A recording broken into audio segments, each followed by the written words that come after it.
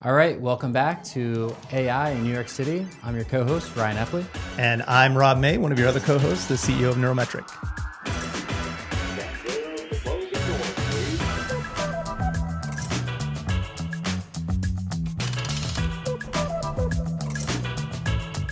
The next stop is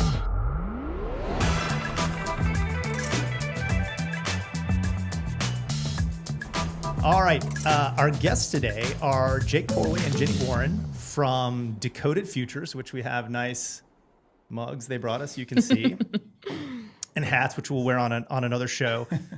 Before you guys introduce yourselves, I want to tell everybody out there, we have new intro music.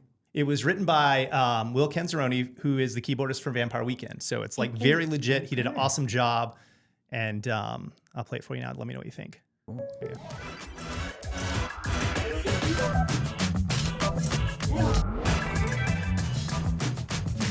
All right. Hey. Yeah. Excellent work. I think that was my first time hearing it, fantastic. not in my headphones. I listened to it on the train so many times as you like, hey, what do you think about this? Yeah, So as we it's were fun to going hear it over out loud.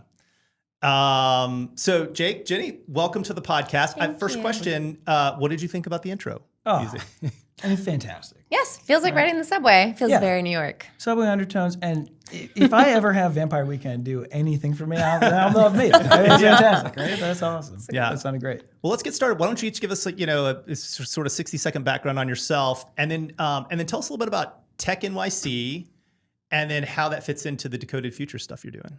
Yeah, sure. Well, I'm Jake Porway. I'm here as entrepreneur in residence over at Tech NYC, helping Decoded Futures out. And I started out as an AI researcher back in the day, and got so enamored with the technology that we're all building and excited about what it could do for the world.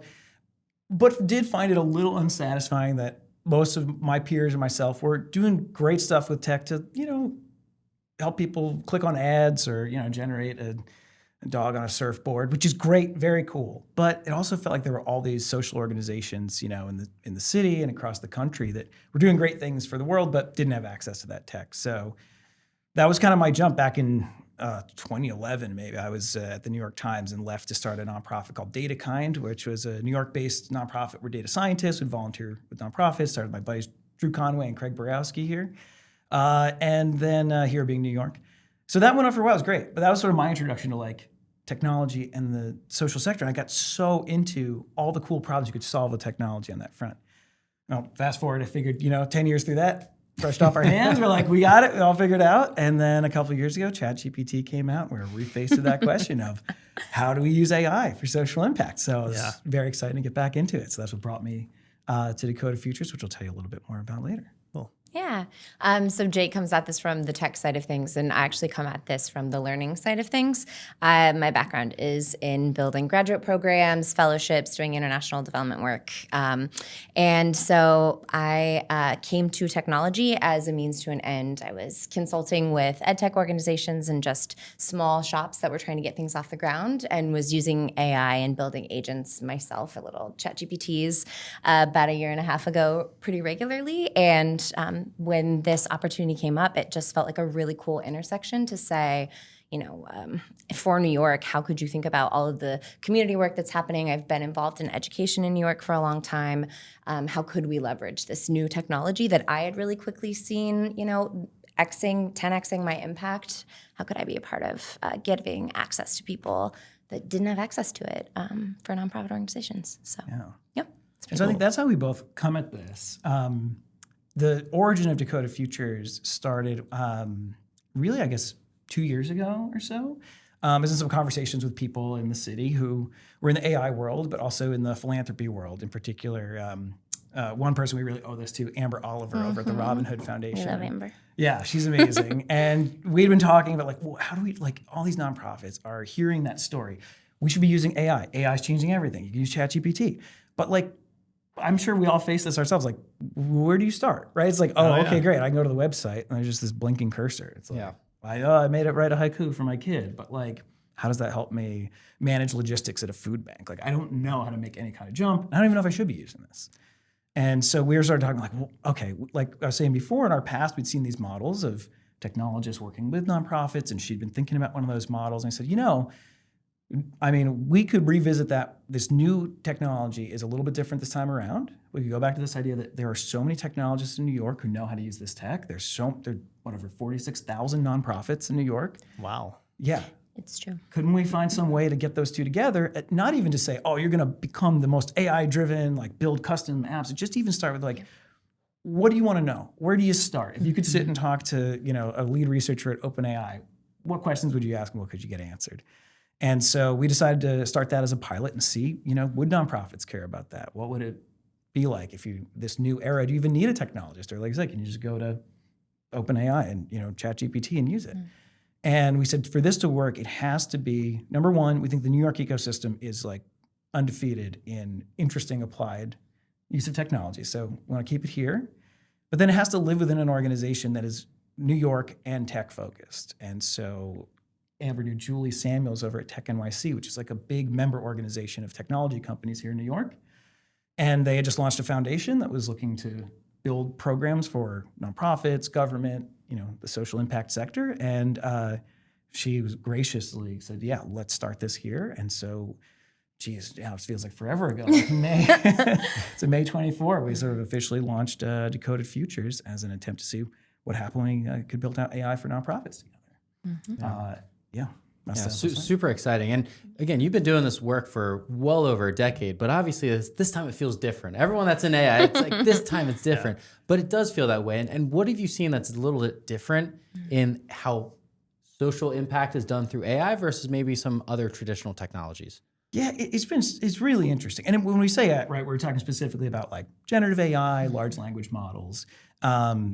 I think we've seen a couple of things that are a little different this time around. I mean, the obvious one is the barrier to entry is so much lower, right? When you were like 10 years ago talking about, everyone should build smartphone apps or everybody should build, data science. It's like, okay, you need someone with like a stats degree, software engineer to sit next to you and like tell you what any of that means. You have the stats degree though, right? I do. I have CS and stats. Yeah. So well, that's what I do, of course. So I'll say a lot of this came about from sitting next to folks saying, what could I do? Right. And being able to answer that question quickly enough that I said, well, wait a second, if I can do this, I'm not that good at it. There are great people in New York who do it a lot better. And so I think now with the power and capabilities of these new models, I'd say the barrier to entry is so much lower. We used to see folks take weeks to learn something about how dashboards work so that they could build like a heat map of all the food distribution sites in New York. Now we're seeing folks within a day in our program, which we'll talk a little more about, building like custom GPTs they immediately put into action.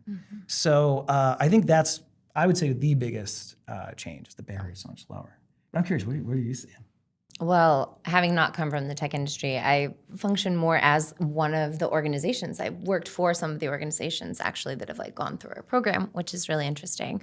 So I think from my vantage point, it's exactly what you just said. Just the fact that like you are able to, when you're a nonprofit, you are lacking capacity, you're lacking resources, you're just lacking everything, and you're always trying to do more with less. That's a phrase we use all the time.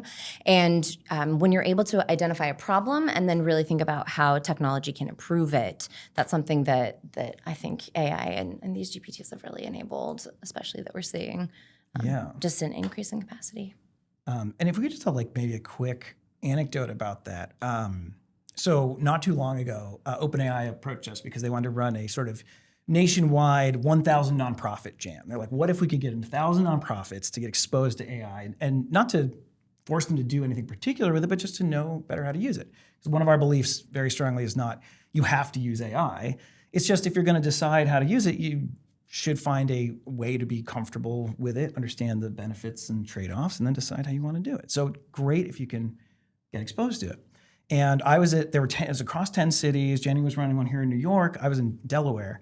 And there was a woman who came in who started out like so many folks who I think probably even in this podcast can relate to with maybe their family or friends. She's like, I don't know any of this is. I'm not a techie. Like I'm probably going to mess up. Like truly like very timid. And you're right. They actually literally will put their hands up almost like, hey, don't put me behind that computer. It's so don't true. Make me. Yeah, exactly. Right. Your actual physical gesture of like, I'm pulling away from this thing. And so I kind of had an eye on her, in this room. And halfway through the day, I could see we were going through how to prompt and show folks the basics, and so she was prompting. She was kind of getting it, but again, very anxious. And almost towards the end, I looked over and her brow was really furrowed. She looked like she was going to cry. And I was like, oh no, like we lost one. It went out too hard. It got too confusing. And I went over, I said, what's going on? Is everything okay? She's like, I can't believe this. And I was like, what are you talking about? She said, well, I run a service that gives like clothes and resources to the needy. We have this huge logistics nightmare of people donating coats and cans, and we got to organize it. So I asked ChatGPT, how would I organize this? And I followed all the prompts, everything you showed us, and yada, yada, yada. And she's like, and it came up with this great plan on how to organize everything and get these different containers, almost make like a Dewey Decimal System for organizing things, gave me estimates of how much I could save. And so I thought, okay, classic story, right? Somebody asked a question, they got their answer. And so that's pretty cool. She says, no, that's not it though. I took that and I said, okay, I want to build this. And now as a nonprofit, nonprofits don't have money.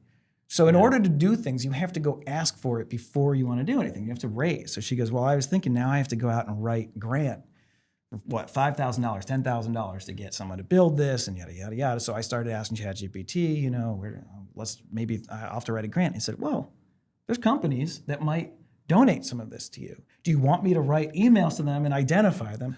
And before I knew it, she goes, I go, that's great. So you've got that. She goes, not only that, I wrote to them and already got a response from a company that says, hey, what a great cause. I'd be happy to talk about that donation.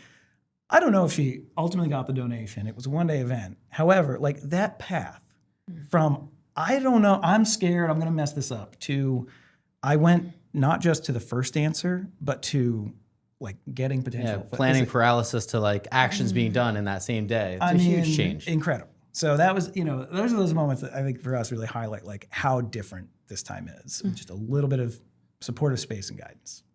And it fits into the positioning that you guys have similar positioning to what we have here on the show, right? Which is that New York is sort of like the applied AI capital of the world. And we poke fun at some of the other AI epicenters because we feel like we're going to win the applied AI race. And that New York has all the right resources for that. And like, how does that positioning play into what you guys are doing? And is that more important to you than sort of the basic AI research and some of this other stuff? Oh, gosh, so much of our focus is we are giving access to tools and helping to build confidence in these nonprofit organizations because they know better than anybody what is needed. So for us, it's very much a framing of supporting the community of New York. We are already thinking about, we have some pushes to go national next year, and we'll kind of play around with that, but we are committed to always having the cohort work and the work that we're doing in New York City because, to your point, we think that this is it. We think that this is the place where really important things are happening, where you can see it applied in day-to-day life, and where more important than for across the community of New York.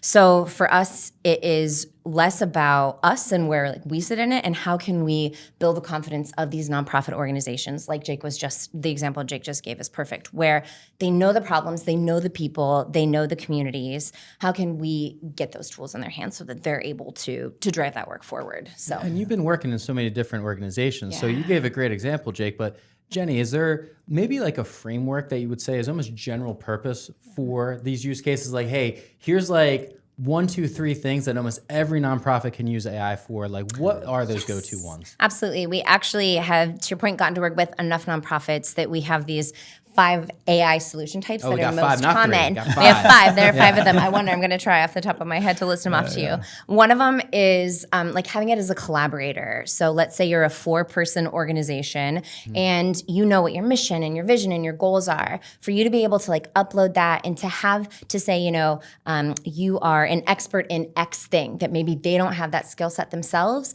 They can have this new collaborator and this partner that they can work with that, again, capacity is a huge thing. That's one. Data, just like data computation, you often get into nonprofit work, I would say 99% of the time, not because you like to look at data or surveys or numbers or care about bureaucratic processes and paperwork, but because you want to work with people. And if we can outsource, actually the article that you shared, the friction that we'll probably talk about later, if you can get that bad friction out of the way and create some efficiency for them, they have time to interface with people. We work with a lot of settlement organizations. That's That's a big issue for them. They have to keep track of the paperwork of every person that is applying for, any kind of assistance, and that's not why they're there. They don't want to be running paperwork. They want to support the community that they live in and work in. So that's another one we talk about a lot.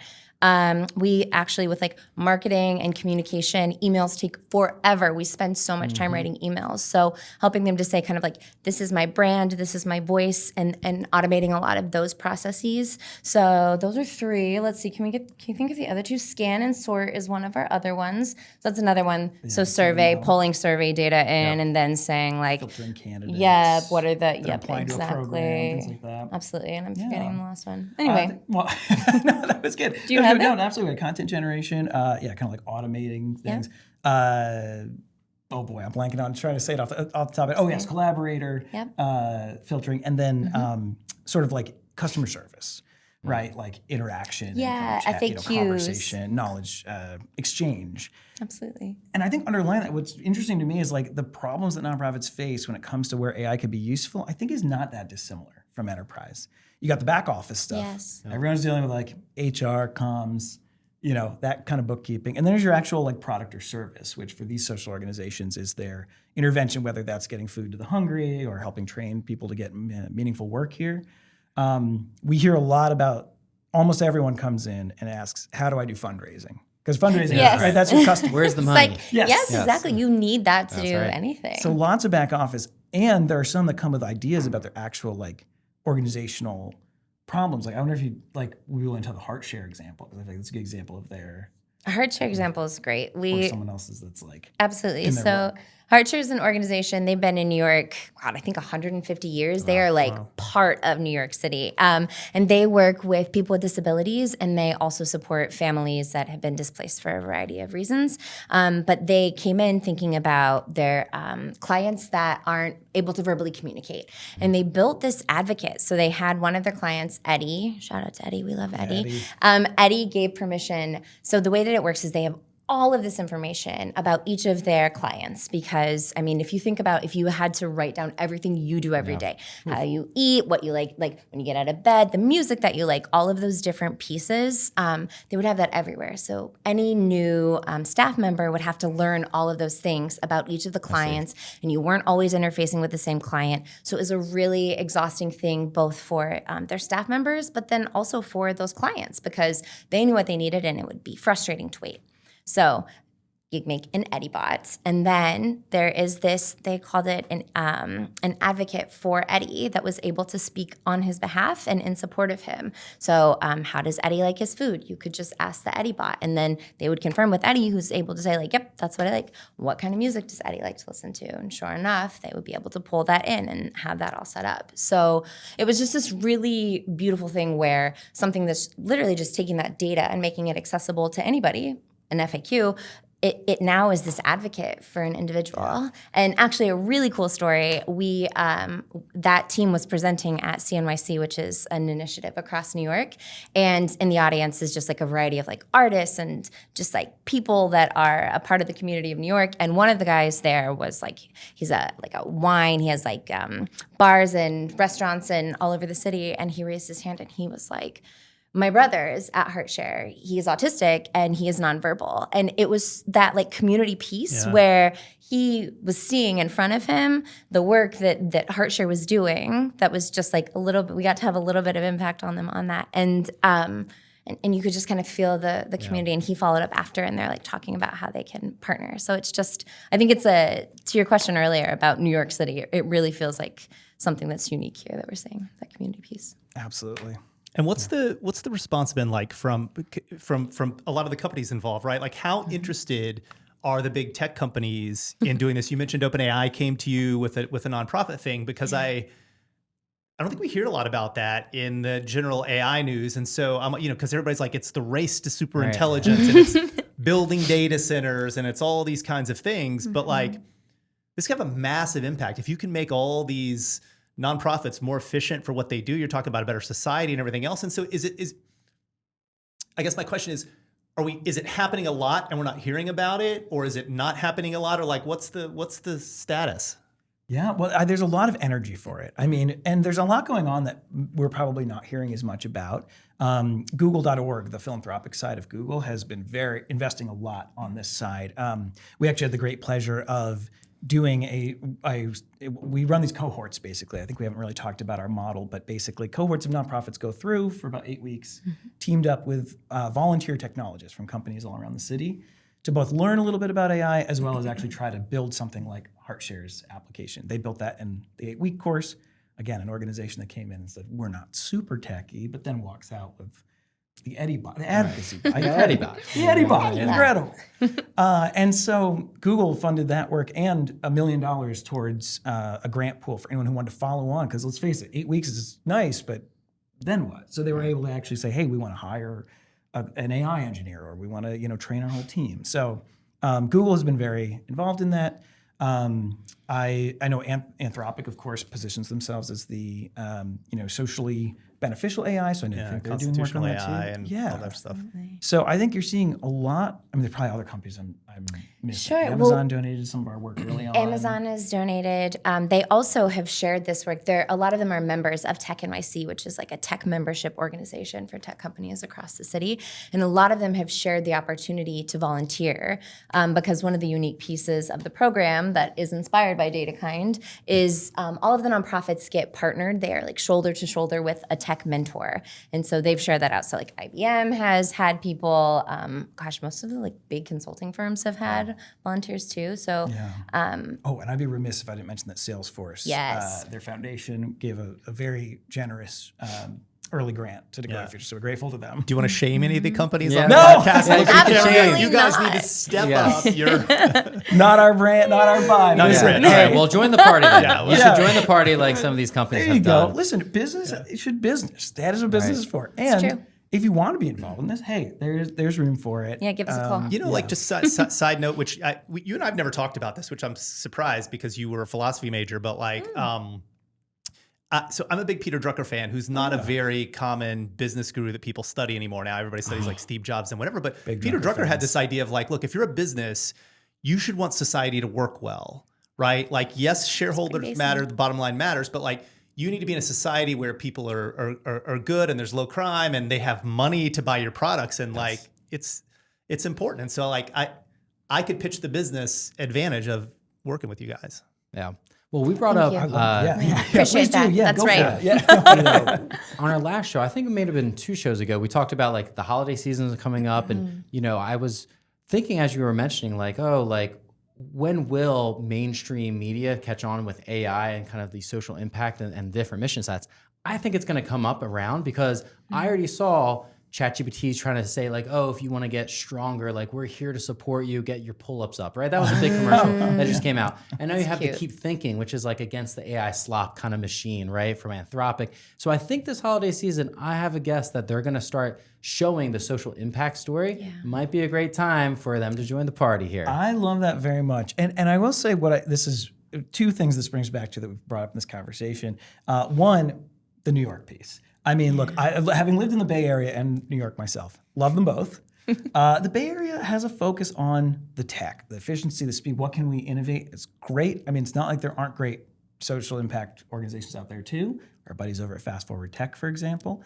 But New York has every industry, every type of like social impact university you could think of. And so I think it is a more fertile ground for exactly that conversation. I don't know whether it's because it's a denser city, we have to see each other more, or what it is, but there's definitely a different focus that feels much more like it's not dog eat dog for the purposes of it, but I do know, having seen enough in the fundraising process for nonprofits, do you feel like AI is going to give a competitive advantage to some of these larger nonprofits that have the big name recognition and do even halftime shows in the Super Bowl? Like, how does a nonprofit do a halftime show? I wondered that after I saw it. But to your point, like, will AI enable small nonprofits to be able to compete for this kind of funding and this impact that they're looking for? Or is it going to really propel all these large nonprofits to just dominate more? It's the same question that's happening in the for-profit space for, enterprise versus startups with AI.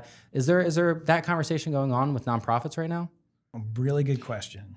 Yeah, it's interesting in the social sector. It's not as though there's like a set amount of pie and that like it's a division. It's like we want the big nonprofits to have more impact. We want the small nonprofits to have more It's impact. all going to the bottom line. Exactly. It's to your point. It's all helping people live better lives.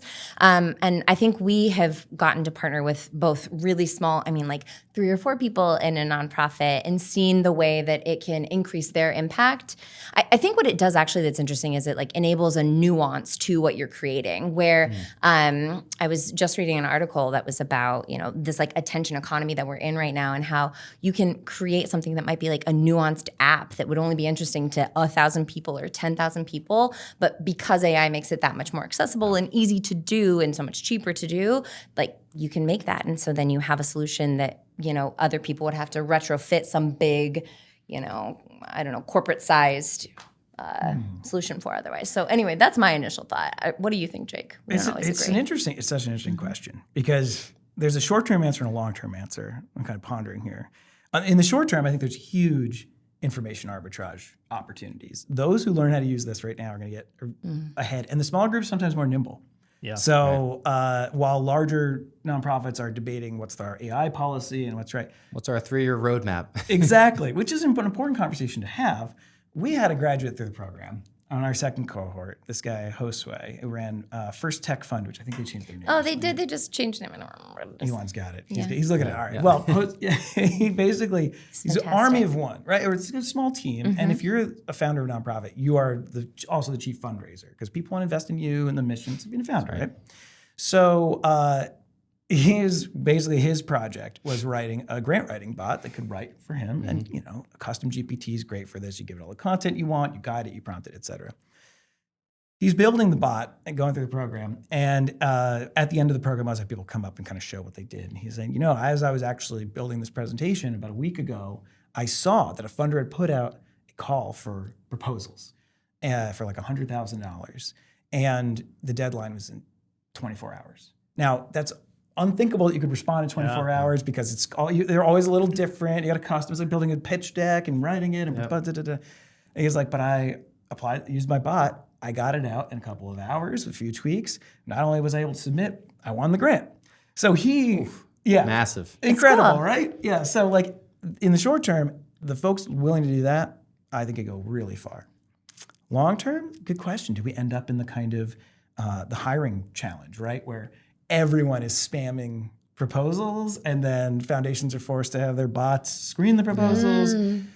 Yeah. It's going to be and I think to a conversation point you brought up, when we were talking beforehand, what will we look for when efficiency is kind of table stakes? What will mean there's an effective match for funding? And I think that's to be seen. Yeah, we definitely will have to talk about that when we get to the article section, because that's the whole point of the whole friction article, right? Like some friction is good. Yeah. Also, this makes me think that all this talk about bots and everything else, we should build an Anabot for the next time that she's not here. Yeah. And we'll be like, let Anabot ask a question, and it can play the harp and We'll all have to. make strange You were out economics last week. comments. I'll and, probably be out at some point, so no, it'll be good. It's a good solution. I love it.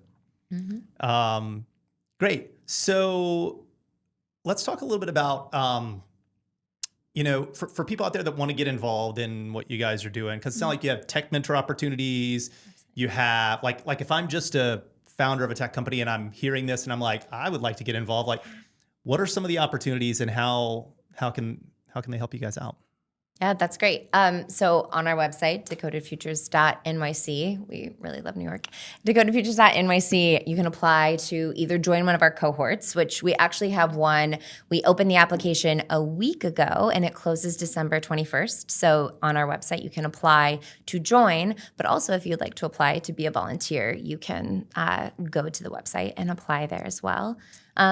I think maybe just like a little color on the way that the program works that I was just referencing. It's about 8 weeks long, and it really is a partnership. The coolest thing that's been a byproduct of this work has been, I keep using the word community, but this like really awesome community of people that are continuing to work together and learn together. Tomorrow night we're actually doing an alumni event we had so much request to continue learning with previous cohort members and alumni of our programming that we'll do another kind of like like come together, learning, troubleshooting, problem solving. So it's this 8-week program, and along the way, we start with just hands-on keyboards because, like Jake was referencing earlier, there's just a lot of fear and uncertainty, and so we find that the best anecdote is to just remove that ambiguity and get your hands on there and see what happens. And from there, we think about workflows and build out kind of like a problem and solution workflow with the nonprofit. What we find is people come in with these huge problems that they're trying to solve, and we help them narrow in and identify, with the help of their mentor, what's a problem that like either AI, actually we don't even touch AI at that point. It's kind of like, what's a problem that you're encountering? If you had a clear solution for it, what would it look like? Okay, let's walk through each of the steps. Who would be involved? Really just helping them with that computational thinking that candidly is like pretty foreign for the social sector. So build that out, and then from there we say, okay, what tool might make sense or could help you with this? And from there, like where's the human infusion? Where's there a human in the loop of the work that's happening? And then there's just prototyping and iterating on those solutions. And it ends in this big demo day where we get to demo some of the solutions that they came up with, which is just like a really cool, exciting celebration. But really the takeaway from the cohort and the work isn't this prototype, because those are great, but that's not enough to just have one solution. You need to be able to understand how to move forward with that problem solving. And actually that's been the coolest part, is to watch those nonprofit leaders continue to take that learning and then think about what makes the most sense for their organization and move that work forward. So. Yeah. And I think if you're a technologist interested in getting involved, or a startup founder or company getting involved, I'd say a couple of things. One, we intentionally designed the program to be like low lift for folks. Because look, you're not going to quit your job and go do this, right? That's part of the challenge. So the cohort mentorship, it's like a few hours per week, just for bounded time. We are going to have more like one-day events, kind of like your hackathon, but social impact oriented. So keep an eye out for that. And then, hey, we're also looking for folks that are just interested in sharing their space. I mean, we have a lot of sort of like alumni events, like Jenni was mentioning, or volunteer meetups that we need spaces for, that people could, end up hosting part of the tech community in, which would be great. And just to add one part to that I, as a technologist myself, actually find to be some of the like biggest perks of being a part of this program, is I feel like right now, like this is a weird computing technology, right? Yes, like for sure, right? Like having come from a world where, when I was trained on how specific you have to be, and as a statistician, how much you have to know about what the data means and how the model operates, to be in a world where we've built something that is non-deterministic and incredibly highly capable and changing all the time, it feels like the only way to get your arms around that is a ton of like oral tradition. Like I find myself talking with other engineers, like, how do you do this? Like, what if you're trying to orchestrate multi-agents? Well, I tried it this way, I tried it that way. I feel like that's how most of our conversations are happening. And so I actually thought some of the people who maybe like learned the most at Decoded Futures were the tech volunteers who, after some of the events, like wouldn't leave. Because they're all talking to each other, being like, well, wait, how did you do that? What's that tool? Like, oh yeah, I've tried, whatever. A different model for, different sonnet that I found does this way. Or that. Oh, are you on, do you try Kimi K2 yet? Oh yeah, it's good for this, but not for that. So I think there is a real need right now for community to share knowledge for best practice. And so this is also coincidentally a place we've seen that happening, even as you're doing good for nonprofits. Yeah, I have to imagine like students want to get involved. I don't know how many applicants I get that have a project in their undergrad or even grad school that has some type of social impact dimension. So many. Like so my mom's a special needs nurse, and I sent her a video, and then I actually saw it months later, much more professional, where someone could take a video of sign language and it would just translate it. Oh, so I was like, oh my God, this is amazing. And a student built that. That was built by a student. So are there any students getting involved in your programs? Because there's got to be hackathons where they were just funneling in from the student base here in New York. Yeah, there's such a lively student base here. In our program, we have had some students, I would say, like master's students coming through. PhD students. Yeah. For this program in particular, we have actually been kind of favoring folks who have had some like consulting experience, because the biggest challenge is not building, but actually working with someone who doesn't quite know what they need yet. How to qualify. Yeah. Exactly. So at that level, that tends to be the kind of most of the work. However, like when we do the day-long things or look for places where a nonprofit just needs some help, I mean, yeah, there's huge opportunity. And like you said, the barrier is so much lower. the fact that someone had built that tool as a student, I mean, just speaks to like how advanced the technology can be without needing 10 years experience, you know, or a PhD or something like that. So yeah, we would love to get more involved with that. I know in the meantime, Columbia and Cornell Tech here in the city are doing a lot of tech student, maybe not exactly social impact, but some public interest tech work out of Cornell Tech's PyTech program. And I know Mark Hansen at the Columbia Data Journalism School does a lot of like computational journalism hackathons. So please come, you know, we love to work with you. We love to find ways to work with you. And there's a lot to do here in New York as a student getting into AI. Well, you heard it. If you're a student, reach out to Decoded Futures. They're looking for you. DecodedFutures.nyc. Well, that's great. Let's move into a little bit of the topics of the week that we're going to cover. And so this first one is an article that we'll put up on the screen. It's a research paper, but it was published on Marginal Revolution, which is an economics blog run by Tyler Cowen and some other people. And they talk about, we talked a little bit before the show about AGI or ASI, artificial general intelligence, artificial superintelligence, and the race to get there that everybody's on, which I don't believe matters, as I said. But everybody's worried that we're going to get this like giant super smart machine and it's just going to wipe us out, which makes no sense to me. Why would it do that versus anything else? We don't know. But this paper was written by an economist and talks about some of the economic reasons that might not happen. And just to quote a sort of simple thing there, basically competition in the artificial superintelligence market will create a market that tempers predatory behavior. So I'm just kind of curious, like, number one, what did you guys think about the article? And then do you have either personally or as a group perspectives on AGI and ASI? Yes, indeed. Well, I think it's interesting. Jenni and I were talking about this article a little bit, and it's funny, you know, we're so rooted in the practicalities of how people are facing things day to day that often the superintelligence conversation comes up like maybe around the water cooler. Yeah. So I think I know Jenni has some points on the practical side of things, but I would say like to the economic point around that, and like, or actually the point that you said that really struck with me is like, why would it do that versus anything else? I'm not an expert on superintelligence and economics, but whenever the conversation comes up, it just makes me think all these questions of alignment or why it would destroy us or not reminds me of the challenge that, frankly, the social sector, governments and nonprofits wrestle with even pre-superintelligence. You know, business has the benefit of saying, hey, if we can make money, that's generally the best route to go. But if you're like let's say a government or a nonprofit, you say, we want to improve literacy rates, and it's going to cost this much. Well, is that good? You know, how much should literacy rates be improved? Do you have to get to 12th grade level for everyone? Or what if only half the people get half as good treatment? Is that still better than nothing? Couldn't that money go to something else? All these questions about what is good. And I think anytime superintelligence or generalized intelligence comes up, it just reminds me that we in society don't have a good objective function. Yeah. Once you break out of the confines of like what we're doing here, it's like, what is a good, thriving New York? And your philosophy brain has to love this. Yeah, no, I was chewing it over a lot. Well, you know, to your point though, the article did a good job in the sense that usually when this question comes up, whether it's technology or not, there's almost a social contract of like, oh, you know, this is a Rousseau thing. So we're talking, you know, 18th century, you know, French romantic philosophy. And it's really around like, oh, because me and you have this engagement and we're no longer in the state of nature. Right. Now we're moving to this social contract, and there's somewhat of ambiguous laws, but somewhat of laws that, oh, I won't step on your territory, you won't step on mine.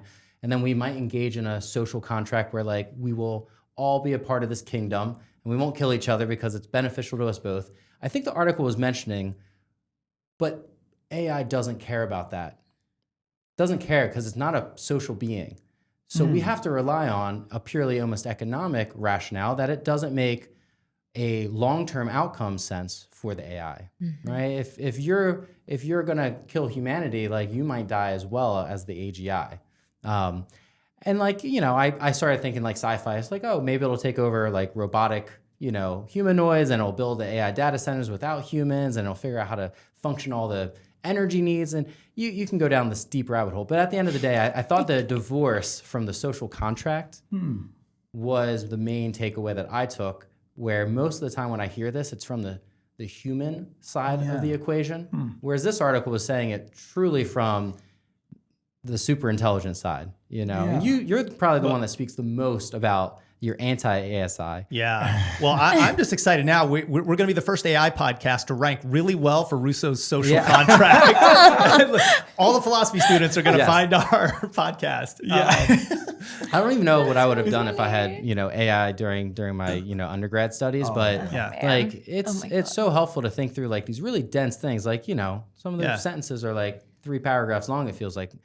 But the social contract is such an important foundation of how humans work with one another. Sure. But AI is the first time that something with intelligence, artificial or otherwise, is dictating how we feel about our place on Earth. But Jake kind of talked about it, right? It's about the objective function. And typically these AI models, they have one objective function. And so how do you give it the complex objective functions that humans have? Because we have multiple conflicting goals all the time. Exactly. And then we also get satiated easily in some of these goals. So we're hungry and we want to get food, but then we get a little food and like now we got another goal, right? And like it's how do you program all that functionality in these models? I just the reason that I don't think it's a big deal is because I think when ChatGPT came out a couple of years ago, I think everybody looked around and went, holy shit, OpenAI is so far ahead of everybody else. They'll never catch up. And Anthropic was started like 2.5 or 3 years ago and like Pretty wild. caught up. And now you're at this point where in any given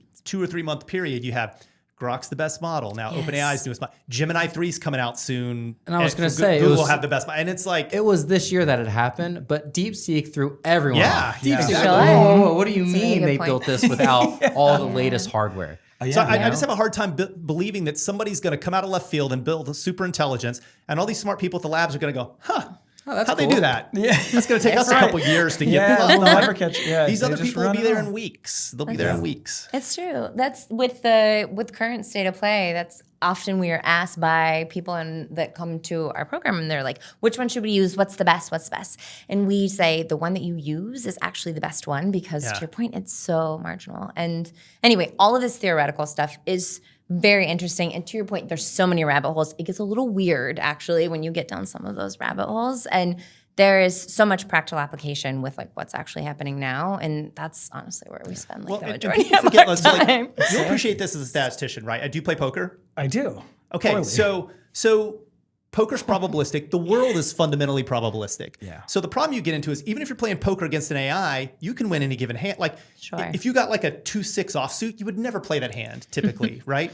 But if you did, every once in a while you would hit a straight, and you would likely beat, pocket aces, anything else. And so, For that hand, and so that's going to happen a lot. Like even as this brilliant AI's out there, the world's probabilistic. It's going to always bet on the high probabilities.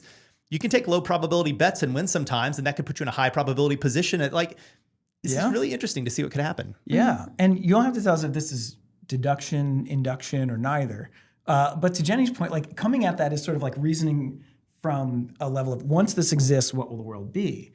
And I actually think, to keep coming back to the sort of practical side of things, one of the great benefits of Decoded Futures being at Tech NYC is that there's a bit of a direct line to thinking about like policy and how that informs what we want. So often what we, like going from the examples of what we see folks doing, we often see that kind of ladders up into some thinking at like the policymaker level about what New York should be. So for example, recently floated there was there going to be a law or a bill or a proposal passed around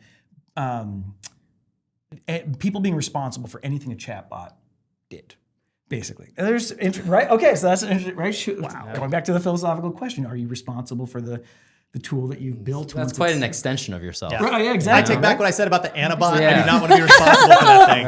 Right. And Love you, Anna. Yeah, right. So, that you have all these policymakers talking about it in the abstract, and they're reading these articles. Well, it could be super intelligent that could hurt people, or I think we should just ban it because it uses so much water, et cetera.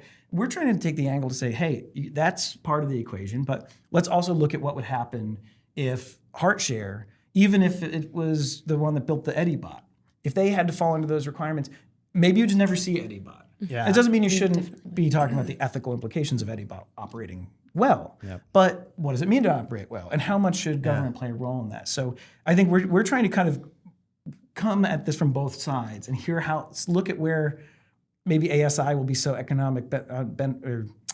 the economic gap will be so small, every lab will have it.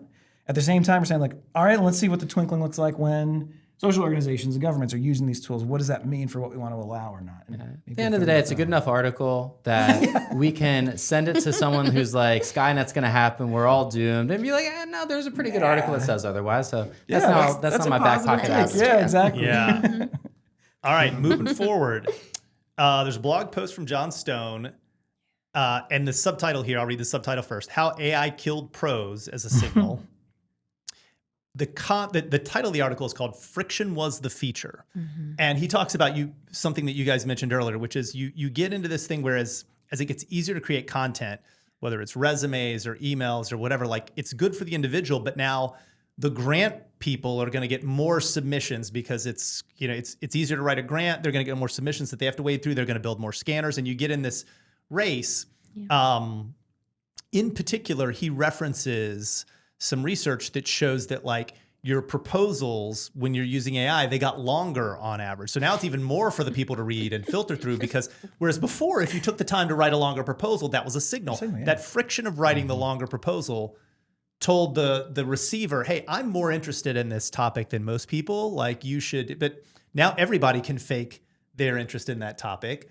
So, yeah, what are your thoughts on this and how it all ends up? Is it a good thing? Is it a bad thing? Does it matter? We just have to adapt? Gosh, this is another one where it's so important for this technology to be in the hands of everybody and for everybody to get exposure to it, because those data inputs from it helps with the bias of all of this I'm thinking about. So, sorry, I just lost my train of thought. Oh no, this is a first for you guys. You can cut this out, edit it out. This is how they know you're human. Exactly. So what I'm thinking about actually is the like good friction, bad friction of things, because you're right. There can be all of this slop, and we're seeing this. I just had a resume sent to me today that it was slop. Like you could just tell it was slop. But I think what it will help us do, if we give everybody access to AI and to kind of figure out, when you know what slop is, what it looks like, then you start to understand where friction is important, where that like relationship context. So like going with the resume example, I will probably not spend as much time reading a resume, and will spend a lot more time in like my networking, my social, kind of like creating that natural friction for myself so that I kind of can negotiate around that. And I hope what happens in society is that like if everybody gets to understand what the slop is and how to get away from the slop, or how to create friction to avoid the slop, that might kind of sort itself out, especially from the like social sector perspective. I just remember seeing this like maybe a year ago. It might have been longer. The meme, and it's a bunch of like school kids that are using like ChatGPT to write their homework. And then on the other end, it's like the teacher using like some type of similar chatbot to grade it all. Totally. And that's the moment where I'm like, oh no, like this is happening in so many different ways that I didn't even think about yet. And everyone, in a good way, like you do want to use technology to leverage efficiencies for yourself. But I think this whole article, and I don't know if it was Kaparthi who said like, learning shouldn't be like enjoyable. You should enjoy learning and getting smarter, but like the actual act, and it's similar to like working out. Like your muscles have to break a little bit. You have to feel sore. But now we're almost like resistant to anything that takes true long-term attention. And it's not just the age of AI. You obviously compound 10 plus years of social media. Sure. And now it's like, oh man, anything that's hard, well, what if we could have AI do it? Yeah. And now there's no friction, and everything is just so easy. Where does that lead us, though? Well, this is the question I have is, anytime one of these topics comes up, I always want to know, what is unique about this tech versus any other tech? Because there are quotes from, Greek historians saying, we used to be able to memorize 6-hour, epic poems, and now it's written down. You can just pull it up and look at it any time. We're going to lose that part of our brain. Yeah. And we did. I mean, there are not as many 6-hour, memorizers. I barely remember my girlfriend's number, let alone like the 20 friends. I remember being in like middle school, and I'd have to like remind myself like, oh, what was TJ's number again? Exactly. What was Frankie's number? Exactly. Like you memorize them. Right. I barely remember any number now. Yeah, so we're constantly offloading things to technology. Not to say that is fine because we've done it in the past, but I think the refrain that more efficiency and more offloading means that we're going to lose our abilities isn't enough on its own. It's not the end of the conversation. I think you have to go further to like, okay, so once we're there, then what? And watch more YouTube videos. Yeah, totally. Well, and I think to bring it back to the social sector, I think something that's interesting about the nonprofit sector, if you're not familiar, like I think most people probably, if you were like me before I got into it, you just think of like the charity that was like handing out coats or something like that. But I think what's underlying, why I love the social sector so much is exactly what we're talking about, where there's not a really clean objective function. It is actually incumbent upon you when starting an organization to think to yourself, what is good? And am I actually achieving good? And the economic incentives are not necessarily for scale or efficiency. There are people who are willing to pay to see a world where 5 students out of the thousands that are in the program get, superstar levels upskilling because that's the most effective, path they believe for their economic future versus 5,000 students getting a little bit of, upskilling. And so for that reason, the long walk back to, through the conversation about like the AI slop is there's often a conflict in the social sector between trying to scale out an intervention cheaply and going for the kind of like broader effect, being able to say you've helped 50,000 people, your funders like that, or going for like a following money and going through like a scaled program versus staying really local and saying, the most effective thing we believe is investing as many resources as are needed to get to this end state. And so they're not going to solve the slop problem. But I think, at least in that sector, there might be some lessons to learn about how do you change the economic incentives, or if you're in a system like that, where can you look for quality over quantity? I mean, we can pick convenience ourselves often, but there are these other models that give us maybe some insight into how to prioritize. Yeah, and the problem you bring up, I don't know if I'm remembering this 100% accurately, so we'll have to look this up, but I think there was a program during the Clinton administration in the late 90s where they looked at this research and they were like, wow, kids that get read to at least an hour a day grow up and perform better and whatever. So they got a bunch of volunteers to read to all these kids, and it turned out it didn't really move the needle. Because it really ties to this idea that like, if your parents have books at home and read to you, you have a very different kind of lifestyle than if they don't. And like that thing is what that intangible aspect of like, you see your parents reading all the time. You think books are important or something you should be interested in because your parents are cool when you're a little kid and all that. So it's like corollary. Yeah. Totally. So it's all that kind of stuff, right? And I think you get into a lot of these issues where people are like, oh, you see what works for one person and like humans are so different. Yeah. And we forget that's a good thing. That diversity in the gene pool is why we have survived so long and we're at the top of the food chain, right? Because I think it's bad when it's not. Yeah, nice, exactly. yes. And maybe this even opens up the opportunity for differentiation. I mean, I wonder, there is obviously these tools are really great at personalizing on our data. If I want to write a resume for me, it can take my data and customize it to the person I'm talking to. At the same time, we know that they fall into local maxima for phrasing. And of course, there's all the much maligned GPT-isms of M dashes. And what I'm so furious about, one of my favorite rhetorical phrases, it's not X, but Y, which I now can't use because everyone thinks I'm GPT. It's true. So I'm curious to see as well if we start to just kind of, in addition to that slop, it's not just slop, it's also just this kind of average lump. And that any differentiation you can add to it actually does stand out in meaningful ways. So, yeah, I will have to see. I'm so curious. But you all have been in tech for years. Yeah. Have we seen cases where after the inception of an initial technology, we either, I don't want to say we backed away from it, but backed off the initial use case because we prefer something better, even if less efficient? So I was a very early blogger. I started blogging in 2003 when the platform was movable type, and you had to it was written in Perl, and you had to recompile every post. It's a terrible pain in the ass. And I did it just because I thought it would be fun to install the software. I was playing around with it, and my blog got really popular for that time. And it was an interesting time to be in this early online media community because people were like, take down the gatekeepers. The editors are killing everything and they're controlling the message. And we need the people to write. And I think what we found out is, number one, most people don't have time to write. Most of the people you would love to hear from, like the practical middle manager, because I wrote about business, right? Most of the practical middle managers that are actually making things happen day to day at companies are too busy with life and family and work to be like, let me sit down and write a very practical thing that only a few people are going to read about how my job actually works, you know? Yeah. So, so what you got is you got a lot of people who had ulterior motives or lots of free time. You know, academics who wanted to publish papers and get recognition, consultants who were looking for business. And those people have a perspective, but I think the perspective in the industry became very one-sided. And then what you found is, I think, and then you're like, there's too much content slop. We need gatekeepers, but we want them to be algorithms and whatever. So then the algorithms were, well, they should be popular. And so people think this is crazy, but I have subscribed to the paper Wall Street Journal throughout all of this. And the reason I do it is because at the time that I had both and I started thinking about getting rid of it, I would notice I always saw some stuff in the paper that online never showed me. Yes. No.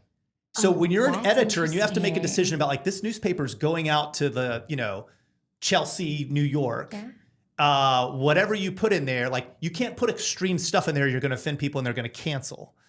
You can put extreme stuff online because then they're going to love it and they're going to click. So like rage baiting doesn't happen in things that you have to send out to 10,000 people when those 10,000 people are very heterogeneous as a group. And so there's been a move back. The move hasn't been back because people still don't want to get the paper or whatever, like not enough people. Yeah. But we are trying to solve that problem in other ways and with algorithms and balancing it. So I think a lot about online content as an example of where this might go and how it might get solved. But I think we'll have a really valley of interesting. slop death for a while. Yeah. As a side note, that just is near and dear to my heart. Right out of school, I was a data scientist at the New York Times R&D lab. So this was like 2010. Social media was getting big. I mean, they'd been online for a long time. And I remember some of the stuff that the lab was about like reinventing like what will media look like. And one of the observations, slightly different than the point you were making about the mass appeal, but what you reminded me of was that people who had the print paper had much more serendipity and better recall because you were both traveling past articles on your way to the connection, like you're walking down the food aisles, you'd see things that caught your eye, and you actually were able to recall better because you actually had this extra geographic layer of like where things were in the paper, and that helped lock it into memory. And so these researchers would be trying to create, you know, user experiences where as you clicked a link, it would, you know, flip artificial pages so your brain would start to create a path to understand like, oh, okay, yeah, that was back there. And I never made it out of the experimental phase, but that moments like that also give me hope that there are people working on how to retain that human aspect. Rob predicted that in the next couple of years, we're going to have a campaign for a politician be run off of anti-AI.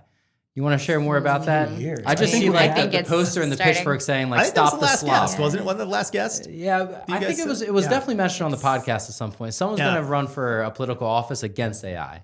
I think Don't know that'll how happen. it's going to. Yeah. Well, I think we're kind of seeing that already. Actually, rumbles You wanna of that. Speak to that. No, I mean, I think that our thought is that like we shouldn't politicize this, that this should actually be something that we're thinking about outside of sites, especially when things feel so polarized. It's just, it's Everything's a really politicized. exactly. Yeah, I that's just how it hear you, is. but like if you this feels like the impact that it has on society is much bigger than a black white yes no, right? And so we think a lot about that. Obviously, as like Yeah, and to put in a plug for why this model, whether it's Decoded Futures or not, like I think this model is partially the way out of that because it's, you know, too easy to say you have to just give into the hype or you got to be in fear of it, and you can think of Decoded Futures as like, oh, it's charity work. You're a technologist helping charities. We actually think of it like an innovation lab. Like, what if the economic incentives were different and you didn't just have to build AI and think about like, you know, getting into YC or, you know, getting an exit. Yeah. And you didn't just, you know, write articles about why it uses too much water or whatever. What would you build? Like, what could you do if you were the Red Cross and you had OpenAI's engineering team? How would it look different? What would it do for people? How would you say what was right, what was wrong? Because you don't have that profit motive. And so that, I think, is like needs to exist in the world, period, whether it's through us or others. And it's, I think, what gets us excited about hopefully having a different choice for some of those politicians, not just be anti-AI, but be pro-thriving AI, pro-social AI. or machine learning, or right, like the idea that the bias that goes into it that I think worries some politicians or they have voiced concern around, that when you feed into that and give it data points, it diversifies that bias that's implicit in it. And it can't just be a yes, no. You're right, everything's politicized. Should we get one of these like crazy people on the podcast who believes it should be politicized or that it really is politicized? You should. Who Totally. thinks, like, Absolutely. Oh, Why going back to not? your All the rage chatbots bait, have like woke we need my- it. I We need it for the mean- clicks. Sure, actually, know? you're right. A Yeah. lot of clicks. You want to bring up our last Ooh, article rage for the bait. week? We're low on time. Do you want to skip it and go to the New York All right, question? let's. Only because it's important. It's important. Okay, you want to cover it? We'll Okay. we'll do a hot round. We got a hot round for this. Okay. OpenAI and Anthropic, the Wall Street Journal ran a big report because everybody's like, OpenAI is burning so much money. And then it turns out Anthropic's on a path to profitability and is running their business very, very differently, right? They're running, let's say, the New York way, right? Or whatever. What do you have a hot round question you want to ask them about this? Or? Yeah. Do you think Anthropic or OpenAI is going to be a bigger and more profitable company by 2030? Which one? OpenAI or Anthropic? Which team are we voting for? Oh, well, see there, I mean, therein is the bias. We stay neutral. We say Switzerland because we use both of their products. And I think that We'll that let would you guys be, know what they that's my say answer. when the cameras are turned off. No. Yes. I mean, I don't know if you want to, but No, I would agree. Like, of course, Yeah. right? Of course We you- want yeah, that people makes using sense, the yeah. best tech. And yes, absolutely. I didn't hear, it could even, I mean, honestly, I'd be interested to see if it's either of them. I mean, you're acting which is bigger, but like it's interesting how fast things change. He said, "Oh, See. you gave me two options. I took a third. I like it. I like it. Very creative. Very creative." we love I'll say, all of our I mean, partners. I will say, I use Anthropic a lot more. I think Claude's a better tool for business use cases and all that kind of stuff. ChatGPT is very chatty and tries to make you feel good and all that. And like, I don't like that. I don't like that. I do feel good though. Yeah.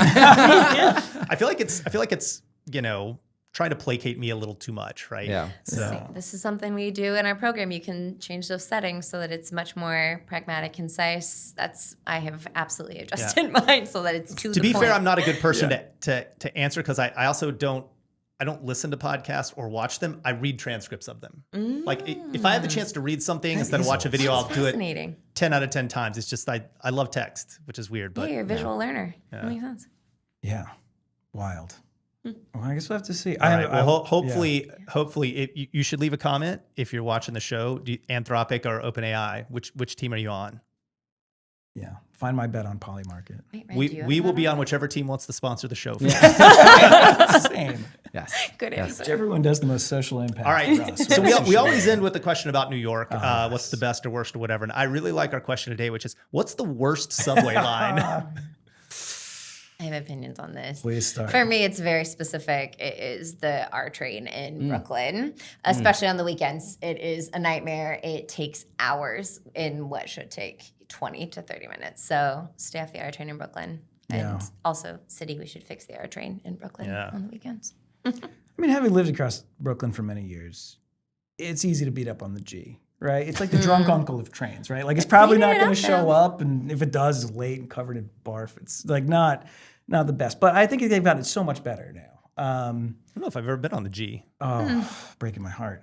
No, that's It has cleaned up. It's doing a lot It's- better. yeah. They've really revamped the G train. Yeah, go out to Brooklyn. I'm very West Side Manhattan centric in my Yeah. subway usage. He's on the 1, 2, 3. Well, ACE. That's a pretty solid line. Those are pretty solid lines. Funny you say that because when you asked this question, weirdly, we were talking about this in the office. The line that came to me, having gone to Columbia in undergrad and being on the Upper West Side, I missed the 9. And so it is the best. It was the worst that it was retired. I love that 9. A lot of memories on the old 9 train. Shout out. I'll say Bring the back. L. That's the one I take the most. That I'm just like, okay, so so look, I get on the L at 14th and 6th. The first stop is 8th Avenue, right? So like, I'm one stop in, and I won't even be able to get on the train. It'll be packed. Oh. Like nobody will get on, and this happens all the time. Yep. Yeah. Now you blame the on. L for that, and not the fact that the density of people demonstrates the demand. That's a part of the criteria for what's the worst one. I should walk to 8th Ave. I could Yeah, probably come on. maybe I I'll was get gonna on say there. that might be on you. That might be you. It's got to be the 6, and I take it rarely, but every time I do it, I regret it. If you got to go from Lower East Side all the way up to like Grand Central, The 6 is, oh man, I might as well figure out another route. That's a good one. The Walking is slow. yes, the deafening local trains. screech of that train. Oh, man, that's a tough one. That's a tough one. But I will say, you know what I think on there, but that, all the public transportation here better than it is in San Francisco. that's right. Heck yeah. Don't take the Yeah. Muni. I mean- Don't do it in SF. Oh, I still got my Muni card on me. classic. Well, Jenni and Jake, thanks for being on today. Those of you watching the show, please subscribe, like us, go watch the other podcasts, and let us know what you think about our new intro music. Thanks so much. Stop on Thanks, by guys. decodedfutures.nyc. Want to do a good tech in the city. Oh, yeah. Awesome.